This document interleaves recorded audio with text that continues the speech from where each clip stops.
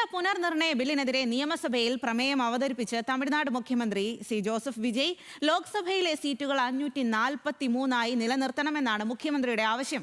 നിലവിലെ സീറ്റുകളിൽ 33% സ്ത്രീ സംവരണം നടത്തണം എന്നാണ് പ്രമേയം. ഋഷികേഷാണ് വിവരങ്ങളുമായി ചേരുന്നത്. ഋഷികേഷ്, എന്തായാലും കേന്ദ്ര സർക്കാർ നയത്തിനെതിരെ തന്നെ നീങ്ങുന്നു തമിഴ്നാട് മുഖ്യമന്ത്രി സി ജോസഫ് വിജയും എന്നുള്ളതാണ്. തമിഴ്നാട് നിയമസഭയിൽ ഇത് സംബന്ധിച്ച് എന്താണ് ഇപ്പോൾ നടക്കുന്നത്? സ്വാതി, കേന്ദ്ര സർക്കാർ നിലവിൽ മണ്ഡല പുനർനിർണയ ബില്ലും വനിതാ സംവരണ ബില്ലും ഒരുമിച്ച് പാസ്സാക്കാനുള്ള നീക്കങ്ങൾ ആരംഭിച്ചു. അതിനായി പ്രത്യേക സഭാ സമ്മേളനം നടത്താൻ പോകുന്നു എന്നടക്കമുള്ള വാർത്തകൾ വരുന്നതിനിടയിലാണ് നിലവിൽ തമിഴ്നാട് സർക്കാർ ഇത്തരത്തിലൊരു നിർണായകമായിട്ടുള്ള തീരുമാനം, ഒരു പ്രമേയം അവതരിപ്പിച്ചുകൊണ്ട് നിലവിൽ വിജയ് സർക്കാർ ഒരു പ്രമേയം പാസ്സാക്കിയിരിക്കുന്നത്. അതിൽ തന്നെ ഈ മണ്ഡല പുനർനിർണയം അത് ഈ നിലവിലെ 543 സീറ്റുകളായി തന്നെ നടത്തണം. അതായത് മണ്ഡല പുനർനിർണയ ബില്ല് അവതരിപ്പിക്കാൻ സാധിക്കില്ല.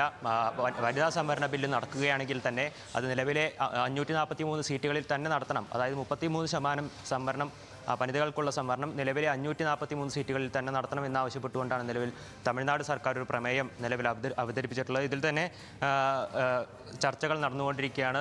DMK-യുടെ അതായത് പ്രതിപക്ഷ നേതാവ് ഉദയനിധി സ്റ്റാലിൻ അടക്കം DMK-യുടെ നിലപാടടക്കം വരും മണിക്കൂറുകളിൽ പറയും തന്നെയാണ് പ്രതീക്ഷ. അതുകൊണ്ട് തന്നെ ഈ ബില്ല് കാര്യമായി തന്നെ തമിഴ്നാട് സർക്കാർ എതിർക്കുകയാണ്. അതിൽ തന്നെ കഴിഞ്ഞ ദിവസങ്ങളിൽ ഈ ബില്ലുമായി ബന്ധപ്പെട്ടുകൊണ്ട് ഒരു ചർച്ച അടക്കം പാർട്ടികളുടെ അടക്കം ചർച്ചകൾ വിജയ് സർക്കാർ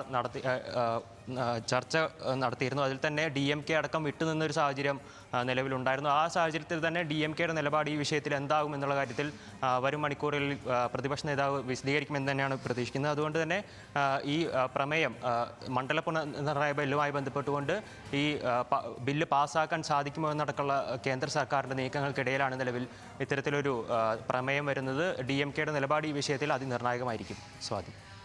ഓക്കെ, ശരി ഋഷികേഷ്.